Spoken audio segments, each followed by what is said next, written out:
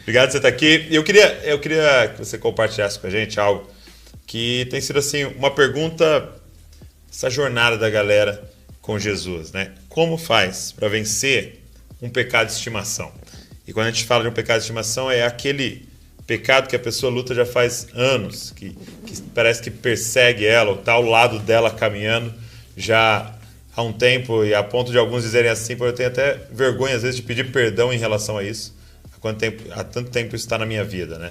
Seu tempo de discipulado e de pastoreio, qual é o caminho para abandonar isso? Bom, eu acredito que para começo de conversa a gente precisa de uma mudança de mentalidade. Alguns, às vezes, eles creem na inevitabilidade do pecado. Tipo assim, cara, não vou dar conta, não vou conseguir mesmo, aí eu tenho que ficar pedindo perdão. É o famoso a carne é fraca? É, a carne é fraca, que é uma declaração totalmente fora do contexto quando eles aplicam a isso. Porque assim, a carne é fraca.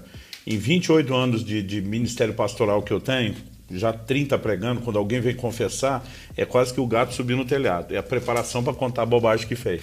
Pois é, pastor, já dizia a Sagrada Escritura, a carne é fraca. Entendi. Aí às vezes eu olho para o cara e digo, mas no seu caso parece que ela é forte, porque ela está ganhando, não está perdendo. Quando Jesus fala a carne é fraca, ele chama os discípulos para orar no Getsemane, eles não conseguem orar, eles dormem. Aí Jesus diz, vigiai e orai para que não entreis em tentação. Então esse é um ponto, a gente não precisa entrar em tentação. Aí ele diz assim, o espírito na verdade está pronto, mas a carne é fraca. Do que é que Jesus está falando? O espírito está pronto para buscar Deus, para orar. A carne indispõe, ela não quer orar, porque ela sabe que aquilo é a morte dela. Né? Então esse é um ponto que a gente vai trazer de volta no fim do vídeo, a importância das disciplinas espirituais para quem quer andar em vitória. Né? Porque a carne se indispõe contra aquilo que vai ser contrário a ela, mas o espírito precisa da vida de oração. Né? A oração ela é parte de um processo, eu chamaria, usando a linguagem de Wesley, um dos meios da graça para a gente acessar os recursos que Deus tem para vencer. Então, eu acho que parte do problema é não entender aquilo que nos foi disponibilizado. E segundo, entender a aplicação do processo. Então, assim, um novo convertido, ele vai experimentar uma transformação progressiva ao longo do tempo. Tá. Né? A transformação não é instantânea e completa. Né? Então, assim, a gente vai ter que lidar com paciência. Tem coisas que eram mais difíceis antes que se tornam mais fáceis de vencer depois. Mas eu acho que você está mexendo muito mais naquele negócio que depois de muito tempo parece que está sobrevivendo. A gente, falando na linguagem do Velho Testamento, chamaria os jebuseus, né, que habitavam no coração de Jerusalém. Eu, de vez em quando, prego uma mensagem falando de vencer esses inimigos do coração. Eles são resistentes, todos os outros inimigos foram conquistados, parece que eles ainda estão lá. Mas a vitória de Davi sobre eles me inspira que mesmo os mais resistentes podem ser vencidos. Né? Então, Davi encontrou o caminho das águas. Né? Um túnel subterrâneo de acesso, né? Algo que para mim está cheio de figuras. Eles tinham que subir de gatinha, de joelho, humilhação, oração, dependência. O canal das águas fala de algo na palavra e na vida no espírito. Então acredito que a própria mentalidade, a mudança de mente, que inclusive o autor vai trabalhar, né? Isso ali em Hebreus 5, dos versículos 12 a 14, mas essa capacidade de entender, puxa, existe um socorro à minha disposição. Agora, o socorro não vem atrás de mim. Tá. Eu preciso ir atrás do socorro. Eu acho que talvez, depois da mudança de mentalidade, é possível vencer, porque Deus tem um recurso para a gente, é descobrir como usar o recurso. Tá.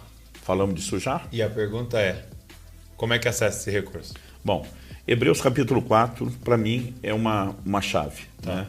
O verso 16 diz, acheguemos-nos confiadamente. Fé está o tempo todo, como nós falamos no início, em tudo. Tem que chegar com confiança. Acheguemos confiadamente junto ao trono da graça. O que eu gosto, eu amo nessa frase, Douglas, é que aqui a gente tem um paradoxo, porque trono, na Bíblia e na história, fala de juízo, julgamento. Sim. O que era o trono? A cadeira que os reis governantes sentavam, não para entretenimento, nem para comer, mas para as audiências públicas, ou seja, para julgar.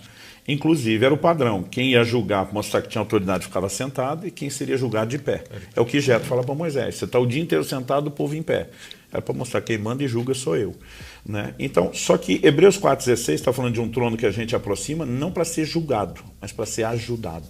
Esse é o paradoxo. Quando fala trono da graça, para mim, eu amo essa frase. Mas o que é que o texto diz? Acheguemos confiadamente junto ao trono da graça, a fim de recebermos socorro, misericórdia, dependendo da tradução, ajuda, em tempo oportuno. Eu acho que o problema só é que o povo pensa em graça só como remédio para um pecado cometido. Então eu só vou no trono da graça depois que eu caí. Mas o desenho não é esse, porque assim, todo texto tem um contexto. Meu pai dizia muito, um ditado já foi popular no meio evangélico, está sumindo hoje em dia, que era texto sem contexto, não passa de pretexto.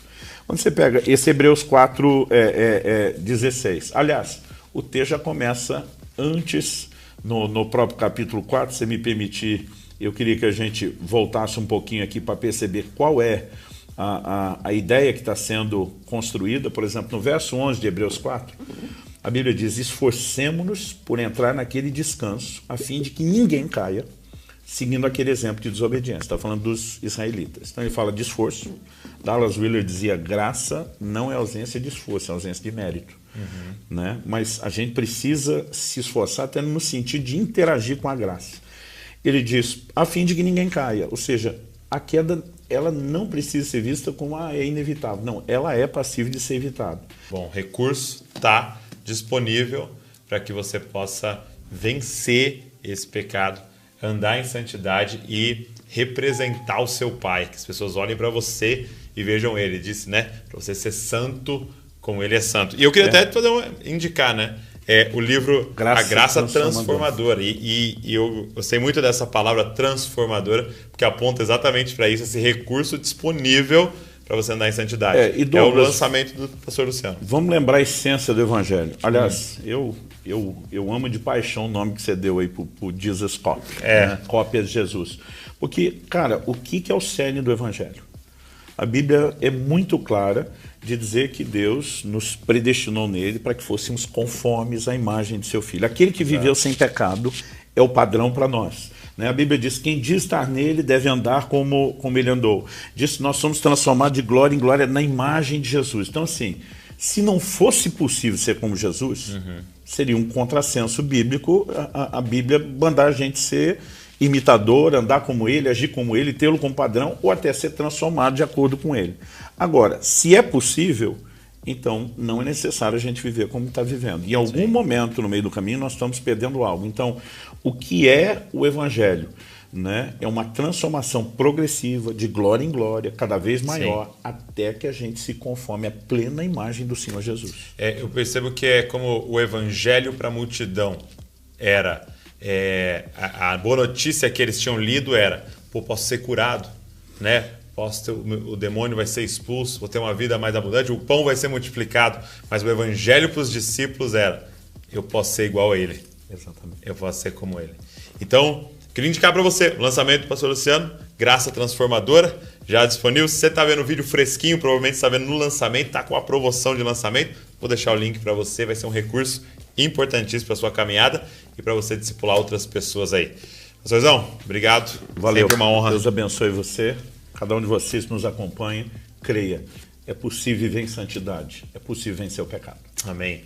E olha, você que está aqui com a gente, deixe seu comentário aqui, que o Senhor ministrou no seu coração. Pega esse link, manda para alguém. Não fica com isso só para você. Vamos compartilhar esse evangelho poderoso de transformação. E também se inscreve no canal para você receber aí todos os vídeos que a gente está produzindo. Deus abençoe. Não se esqueça, você é uma cópia de Jesus. Valeu.